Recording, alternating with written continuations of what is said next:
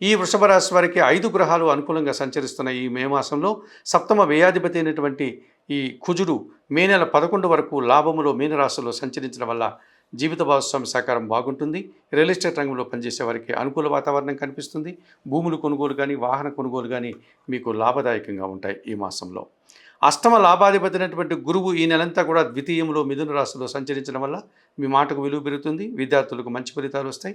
జన సంబంధాలు పెరుగుతాయి. సంతోషకర వాతావరణాన్ని చవిచూస్తారు. జన్మరాశ్యాధిపతి షష్టమాధిపతి అయినటువంటి శుక్రుడు ఈ నెలంతా కూడా జన్మరాశిలో వృషభ రాశిలోను ద్వితీయంలో అనగా మిథున రాశిలో సంచరించడం వల్ల కాస్త పోటీ ప్రపంచంలో మీదైనటువంటి శైలిలో మీరు విజయాలను సాధించుకుంటారు. సృజన సహకారంతో కలిసి విందు వినోదాల్లో పాల్గొంటారు. కుటుంబ సౌఖ్యాన్ని కూడా అందుకుంటారు. భాగ్య దశమాధిపతి అయినటువంటి శని భగవానుడు ఈ నెలంతా కూడా లాభంలో మీనరాశిలో సంచరిస్తున్నాడు. వృత్తి ఉద్యోగ వ్యాపారాల్లో మంచి అభివృద్ధిని సాధిస్తారు. పనివారి సహకారం బాగుంటుంది. వ్యవసాయదారులైనటువంటి రైతులకు మంచి ఫలితాలు రావడానికి అవకాశం ఉంటుంది. అలాగే జన్మరాశిలో రవి సంచారం ఉంది. సూర్య భగవానుడు కాస్త ప్రతికూలంగా సంచరిస్తున్నాడు కనుక ప్రతిరోజు ఉదయాన్నే నిద్రలేసిన వెంటనే సూర్య భగవాన్ని దర్శించి నమస్కరించుకోండి. సూర్యాష్టకం కానీ ఆదిత్య హృదయం కానీ మీరు ప్రతినిత్యం చదువుకోండి.